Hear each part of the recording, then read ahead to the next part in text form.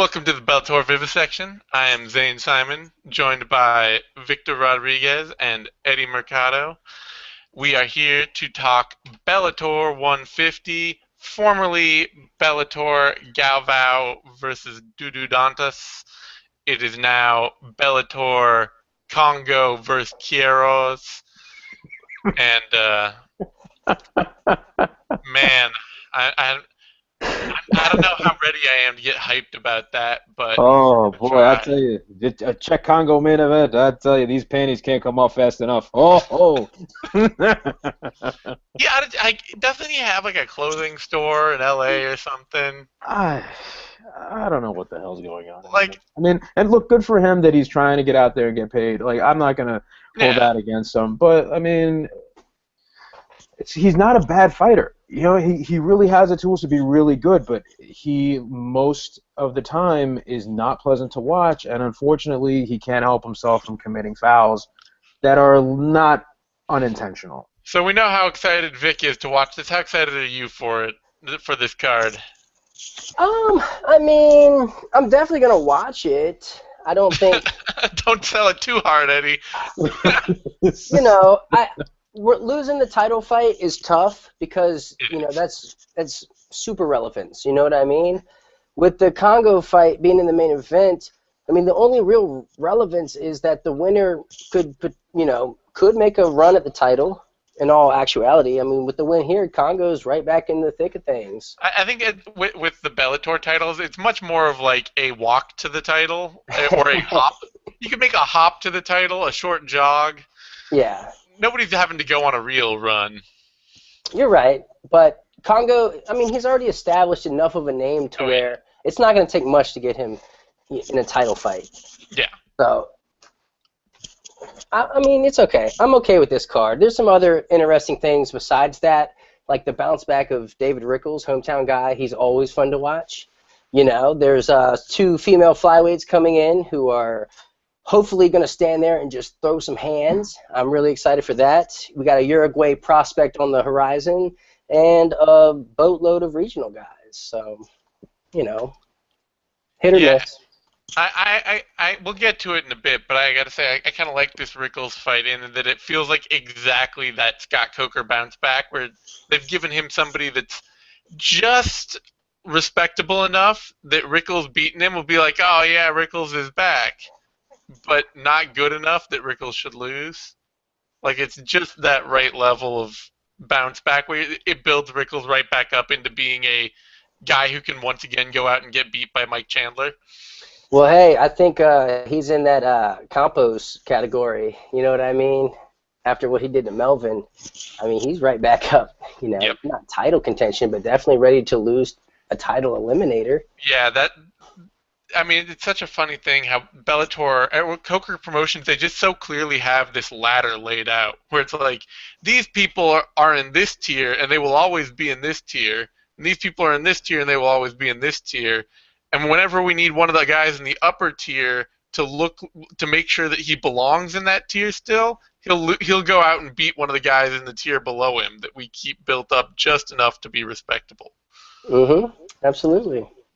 And it works. It's how they built the stars they did. You know, it's how you get like Kung Lee. People arguing about Kung Lee beating Anderson Silva. Like that argument never happens unless you have guys like Scott Smith around for Kung Lee to fight. You know? Yeah, it's almost like an intercontinental title situation. You know, it's like you don't really create a secondary thing, but there's a secondary position that's just right around there. But yeah, I mean, it makes perfect sense. You know, and it's all a matter of and Kung Lee, someone who benefited greatly from favorable matchmaking in some senses. Not like he fought all scrubs, but the Yeah, man, that's the thing is that these guys don't end up being scrubs or looking like scrubs. They're always, kept with the kind of records and the consistent performances that make you recognize, like, oh, Bobby Cooper, he's not a scrub. He's a solid dude. Yeah. You know? But they're not good enough to beat the guys that they will eventually have to fight, and they'll never be good enough. They're positioned perfectly to be not good enough. I think Kendall Grove kind of fits that mold a little bit as well. I mean, he's been on Spike for so long that, you know, the casual fan might actually recognize him, and if he's winning every other fight, I mean, and the casual fan misses every other fight, as far as they know, Kendall Grove might be undefeated. You know what I mean? Like that kind of mindset. So Kendall Grove is going to be like he's the perfect guy to be able to fight Brandon Halsey again some point in the future, and you'd be like, oh yeah, no, Kendall Grove's legit, and Brandon Halsey needs like another good fight. That's a solid fight right there. Like that's the game plan. And maybe if not Brandon Halsey, then you know whoever else is like right around the middleweight title picture. I enjoy it though. I do because I like to see showcases for one, and for two, I feel like the UFC kind of shoots themselves in the foot a bit by, you know, they'll pin prospect versus prospect without giving them a chance to get comfortable in the octagon, really develop their skills, find out what actually works in there under pressure, you know. So well, you I kind of like it. Like the fallout of it would be like you look at the middleweight division. Like I went through and I looked at all the middleweights that the UFC has signed over the past 5 years that didn't come through Tough and didn't come through Strikeforce, and it's like Chris Weidman and 8 dudes that you have no idea who they are. And the thing with it is like they just. And then you look at the kind of fighters that Strikeforce was able to build on that model, and you get that's how you get Luke Rockhold, that's how you get Jacare, that's how you get Yoel Romero, that's how you get all these dudes. Yeah. That the UFC had no interest in them at the time, but Coker was willing to take him early and say, okay, we're going to put a lot of faith in you that you're going to build into something legit, and we'll just keep matching you just the right way to keep that moving forward. And it's different schools that produce different results, but there's a lot of arguments to be made for both sides of it. Real quick, Zane, is that Spaceballs behind you? Did I just see a DVD of Spaceballs? I just noticed that, yeah. Yeah, that's actually that's the copy that I want to get rid of because I have the limited edition Blu-ray. You can check that shit out. That's my limited edition Blu-ray version of Spaceballs. That's amazing. You know they're coming out with a second one, right? I know. It's Spaceballs 3, the search for Spaceballs 2.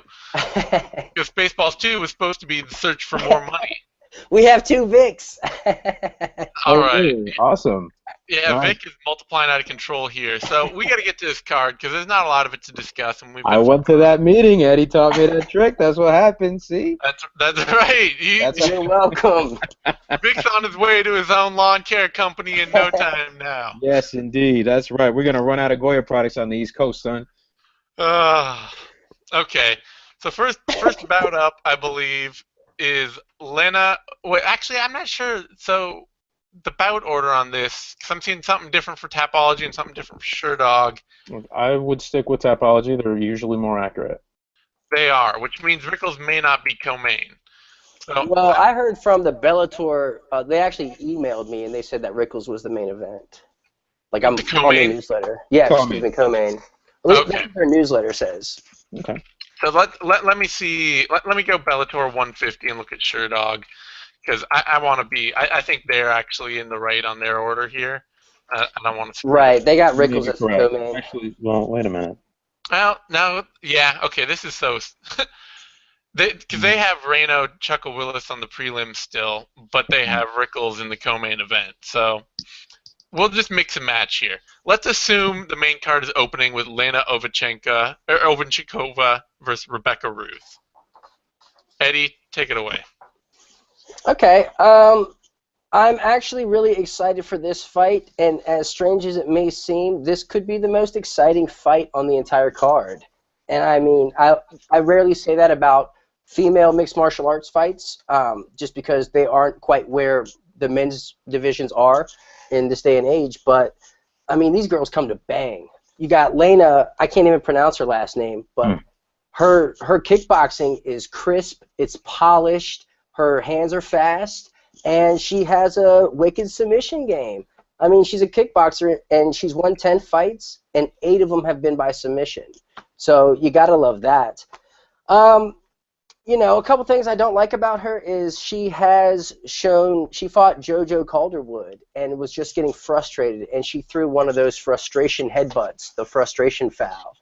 And, you know, that's always, you never like to see that. No. You always question mental toughness when you see that kind of thing.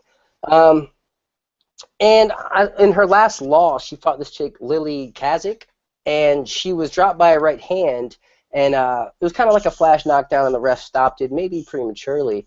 But I got the feeling that she did not really like to taste the power in that fight. But outside of that, she's a really fun fighter to watch. Her kickboxing just is enjoyable, but she's got a tough task on her hands. Ruth, she is 5-1. 5 of those wins are KOs, so she's a finisher through and through, and she comes out the gate a million miles an hour throwing bolos. I mean, she swings for the fences. She throws with bad intentions, and she's not afraid to make it ugly. And, I mean, I love this. The style of this fight is amazing. You have a brawler versus a technical striker. And, I mean, it's a lot closer than I think it should be. I'm going to give the edge to Lena, but I really wouldn't be surprised if Ruth caught her with some heavy hands and put her away. All right, Vic, your thoughts? Well, basically, you know, Eddie did cover a lot of ground here with that, especially as it relates to Ovchynikova's kickboxing record, as well as her sort of smooth transition to MMA by most kickboxer standards. I mean, it's usually, you know, we don't see too many people that adapt as well to the overall MMA game as well as she has, and so she certainly should be commended for that. And Rebecca Ruth is not a very technical striker. She does have very serious defensive lapses, you know, throwing with her head up in the air, chin out, and everything. But she has the ability to make the fight as ugly as she wants it to be. I really don't see. It's not really unrealistic to expect that Ruth could grab Lena at some point and just start working against the cage, start slowing her down from there, and frustrate her to the point where, you know, she just starts to you know, just take over. You know, eventually she's not going to settle for a decision win. She will try to finish her fights, as she does with all of them. But it's going to be a good test for Lena. I want to see how she does with her technical striking, of course. If you take that out of the equation, if you keep her at a close and short range, and she has to deal with a defensive ground game, or having to, you know, fight someone off from the cage, having her back to the cage, it's going to be interesting to see how she handles that.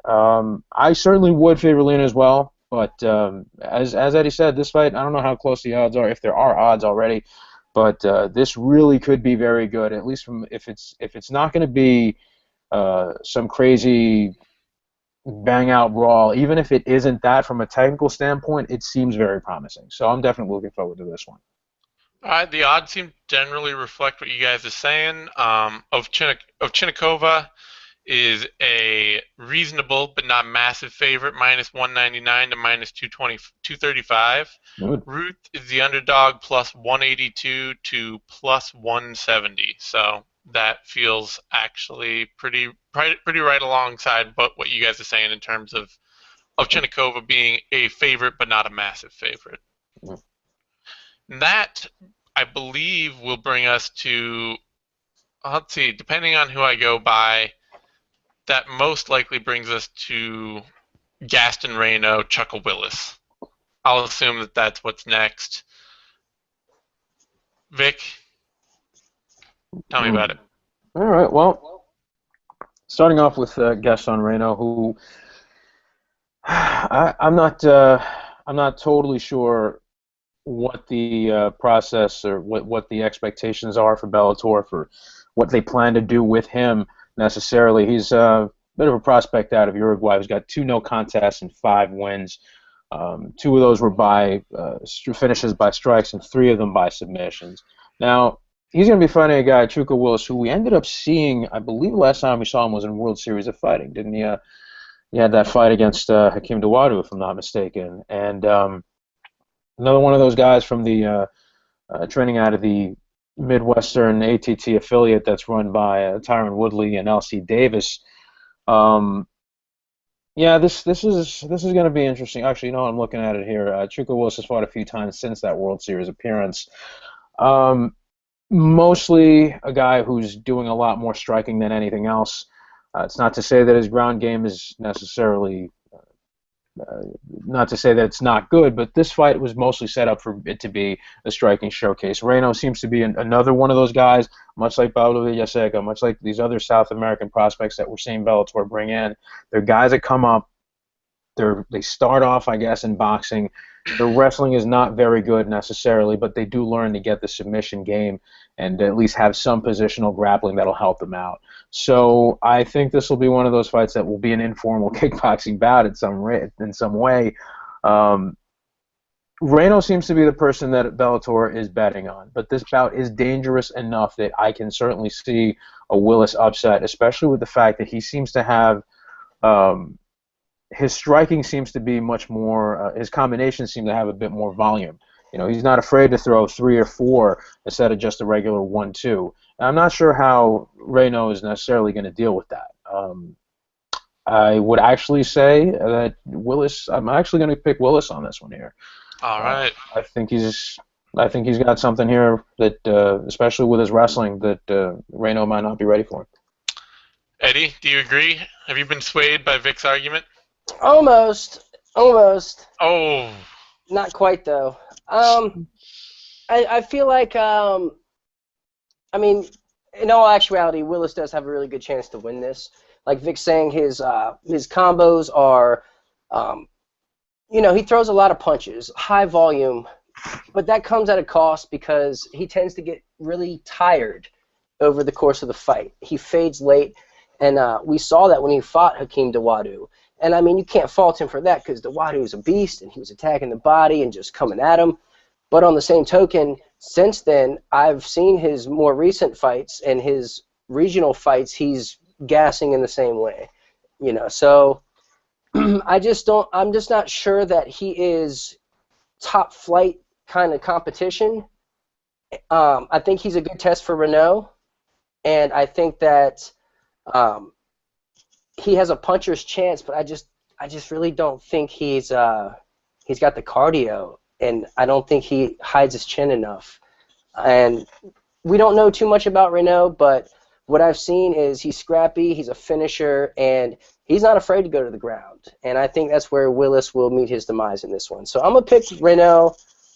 It should be close. It should be energetic, but I think the cardio is going to give it to Renault. All right. Good. Let's see. We got next up. Oh, wait, I got to read the odds. The odds on that are... Oh, there aren't any odds because there's an undercard bout. So, no odds. A little confusing. Sorry there. Somebody's ringing me. And that means that we have the not co-main. I think we got a... Kendall Grove, Francisco France, which Tapology is listing as co-main, so I'm way off my game. But Bellator is not. So Kendall Grove, Francisco France, terrible transition. Eddie. Okay. This fight here, it's interesting. At first glance, you know, I'm like, who's this France guy? You know, I didn't really know too much about him before I started looking him up for this, but he's 13-3-1. And 12 of those are by way of submission, which is very impressive. He's the former, I guess the current maybe, but the RFA champion. So, you know, he has that. He's been 5 rounds before. He's got really heavy hands, although not the most technical striker, but he does land his right hand kind of often. With that, his ground game is awesome. I feel like he has a really mean arm triangle, and his chokes are phenomenal. He's got a pretty mean squeeze. His ground and pound, though, is a little low volume. He kind of lets guys hang around longer than he probably should. I think if he upped the volume of his ground and pound, he can get guys out of there a lot sooner. And then you got Kendall Grove, who, I mean, he's just really consistent at being inconsistent, I feel like. If you look him up on SureDog, you know, you'll see he's a Christmas tree. He's win-loss, win-loss, win-loss. And for whatever reason, over the course of his career, he's never really been able to string together a cluster of wins. He just seems to struggle for whatever reason. And that could be just his over-aggression. He has been knocked out 7 times. and he doesn't really fight for his body type, or at least he hasn't in the past. I feel like when he fought Joey Beltran, it was like the first time I saw him use his range to his advantage. He stayed behind the jab, pumping the jab. He's got a really beautiful 1-2. It's long, it's straight, and I just feel like... What's that, Vic? No, I'm just saying he's got a really beautiful one. It's long, it's straight. Hey, listen, I don't know. No, 1-2. 1-2. Oh, that's a 1-2, Vic. Oh, okay. Simmer down. We need to talk about that at that meeting. Put the panties back on. But, I mean, Kendall Grove has wicked submissions. I mean, he's got beautiful, beautiful submissions. He's a veteran. He's been around the block. He's got nice knees. I can't seem to be able to trust him, though, to win the fight. I think he just might need more than a 1-2 punch to win this one. And I think that Francisco France will be able to find a home for that right hand, which will get him inside. And I can actually see him getting Kendall down and actually submitting him. So I'm gonna go France, and I think he's gonna submit Kendall Grove. All right, Vic, you drinking whatever it is that Eddie's drinking over there? I might be. Here's what the situation is, and unfortunately, Eddie, you're very correct here with the situation with Kendall Grove. We've seen this. This has gone way past the point of it being a phase or anything like that. It took him long enough in his career to learn to really implement his jab and use his range in an effective manner. I mean, all the fights that he had in his career, and it didn't really show up as well until he ended up fighting Beltran. And I don't know if this is one of those situations where the fighter comes up with a great game plan, he does well in camp, and then when he shows up for the fight, the game plan goes out the window, or, because it seems to me like this degree of organization that he seems to have in certain fights, it's only there for a few fights, and it may not always be there. He might do something really well the first round and abandon it by round 2. I have to wonder about that. And you're dealing with a guy like France who not only has a really crazy submission game, but he also does have the power to put some guys away. Not everyone necessarily, but he is a very deceptively strong guy for his frame. Another note on his record, actually, 12 of those wins are by submission, as you noted, Eddie, but 6 of those submissions were arm triangle chokes. So, I mean, right there, that it's not a matter of... I know a lot of people like to talk about that in MMA. It's like, oh, he's a one-trick pony. Look, if he's really, really good at that trick and getting to that trick, there's something else going on here. This guy's got some real legitimate talent on the ground, and that cannot be ignored. Now, Kendall Grove is definitely not a slouch on the ground either. And if we're lucky, we're probably going to get a nice little jiu-jitsu exhibition out of them both with the occasional punch. That said, I really don't know if I can trust Kendall Grove as far as... I mean, I don't think his wrestling is going to be, his offensive wrestling is going to be enough. I don't think that him using his range, he hits pretty well. His boxing is pretty good, but I don't think he's got the power really to put France away like that very easily. It's going to take a few mistakes on France's part for Grove to be able to win this fight in a convincing or dominating fashion. So I'm going to have to go Francisco on this one. All right, you guys are both taking the underdog on this one. Francisco France is at 135 up to 130 up to 139, plus 130 to 139. Kendall Grove at minus 152 up to minus 175. I will say this though, Kendall's chance is going to be in the 3rd round because I've seen Kiko fade late. I've seen it. And that's when the holes in his striking defense show themselves. And that's going to be Kendall's opportunity to, show how proficient he's gotten with using his range, because if he's punching and keeping Kiko at the end of his punches, then he will have enough power to finish him in that 3rd. So it's not a shoe-in win for France here by any stretch of the imagination. I mean, he's got his work cut out for him, but I think he better do it in 2 rounds or less, or he might be in trouble. All right. That brings us to the co-main and the end of my confusion. Bobby Cooper, David Rickels, coming at you. Vic, you going to be violently masturbating and covering yourself in whiskey for this one? No. I would never waste whiskey in that manner. Somebody in the comment thread asked in that interview, what does it mean to violently masturbate? And I said, well, if you have to ask, you're probably doing it wrong.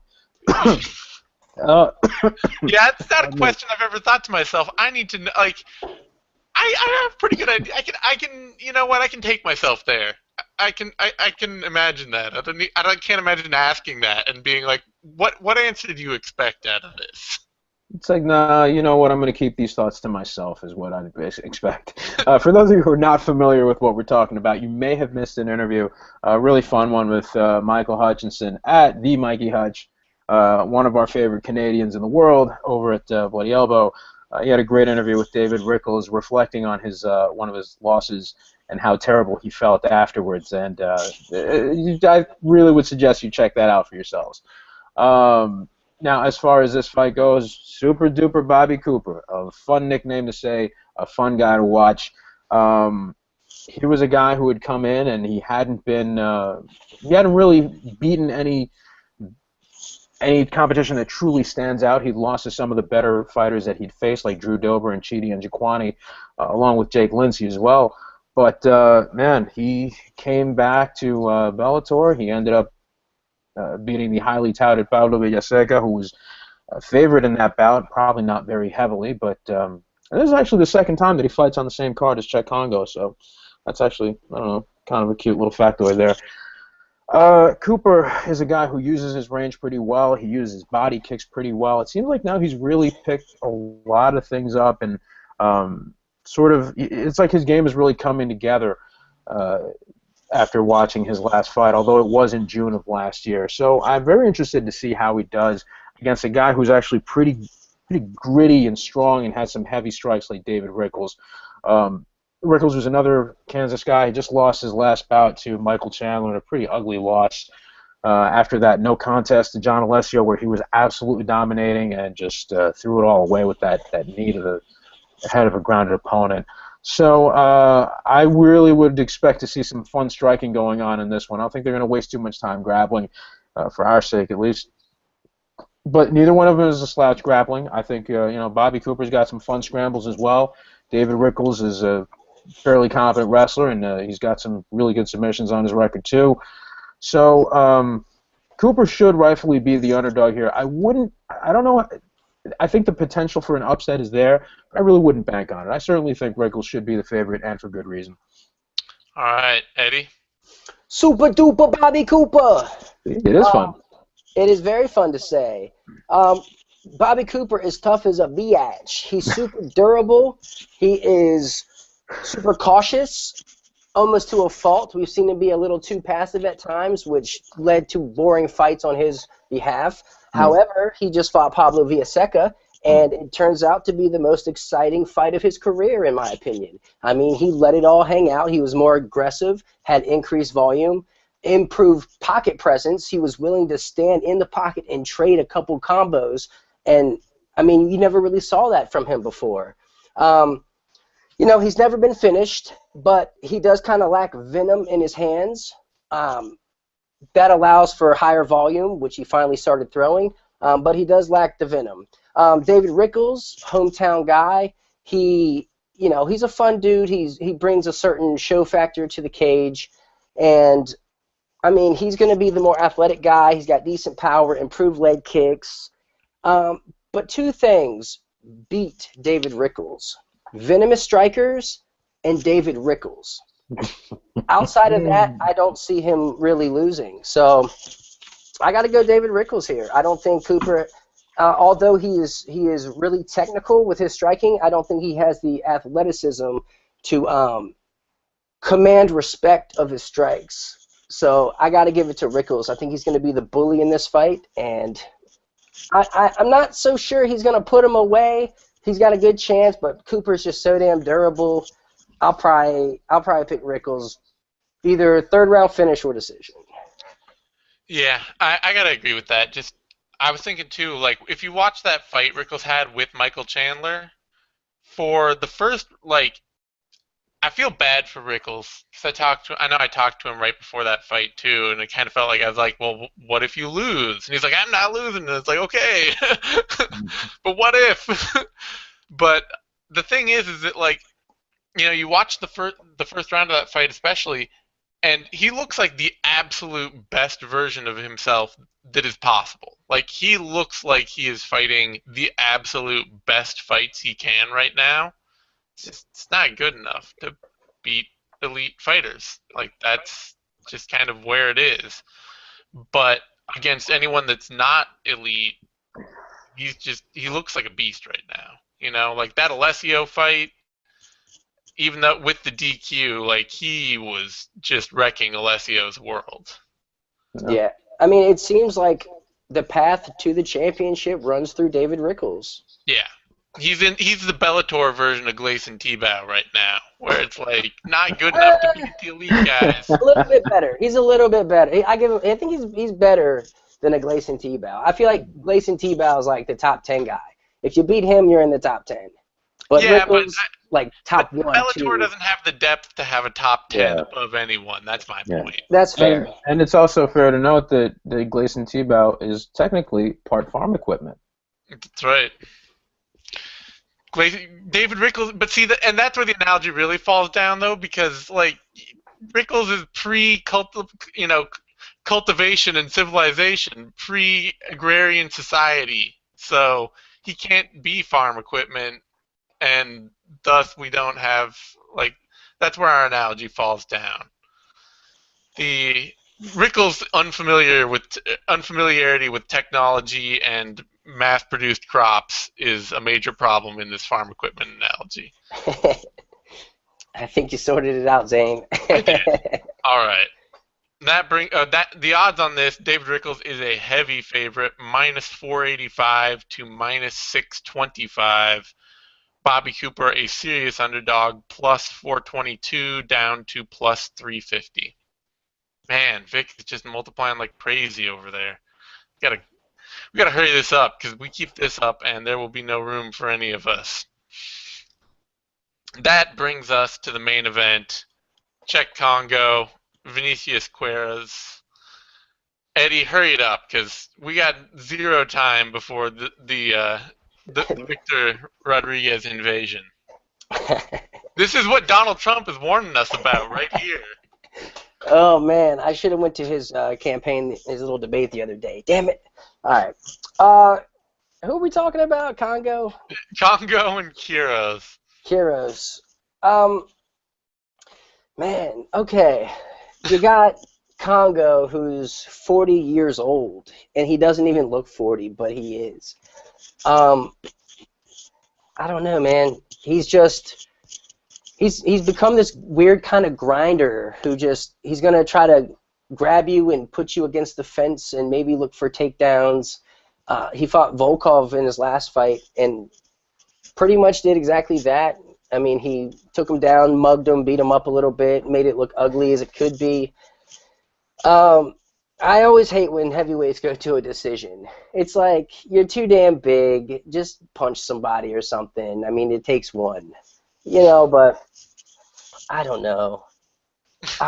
Man. He's good. He's good, but I'm in fear that he's just going to completely go to shit at any moment. I'm just waiting for it. In any fight, Kongo's just going to be done, and that's just going to be the end of it. I mean, I thought his chin was done years ago, but he's still in it. I don't know. It's hard to get a beat on him. I mean, he's tough. And there was times where he took down Minakov and was holding Minakov down during their fight. So he's like a fucking wrestler now. But the guy he's fighting he's not exactly young, but he's kind of young for the sport. He's 32, but Vinicius Spartan, he was a Brazilian national wrestling champion, which you don't really hear about Brazilian wrestlers. But he's got this really nasty, it's like an outside trip he does when he takes people down. He'll shoot in for this double and wrap his legs around the outside of yours to aid in the takedown.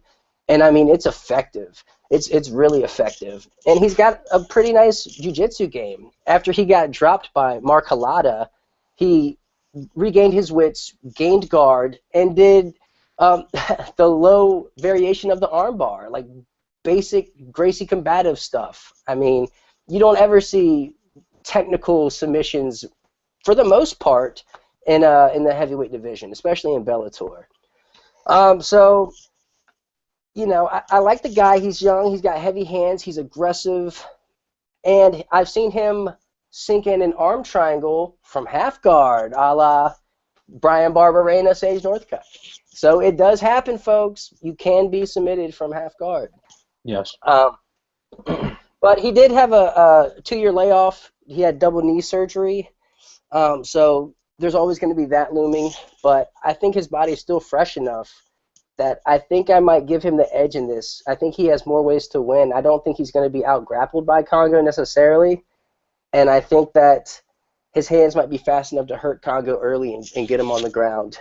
So I'm probably going to go Vinicius Spartan here. But I can easily see Kongo stalling this out and gassing out Queiroz. So I'm hesitantly picking Vinicius Spartan on this one. All right, Eddie got there in the end. Vic, what are your thoughts? Okay, first off, Vinicius Queiroz being 32 years old in a heavyweight division is pretty much puberty. I will say he did start in 2003, but he actually started functionally in 2007. That makes sense. Here's a guy who got into the UFC. He lost his only fight there against Rob Broughton, a fight in which he not only got submitted, but he tested positive in his drug test afterwards for some form of performance-enhancing drug. That led to him being banished from the organization. So now he's been kicking around in Bellator. He's had a very long absence.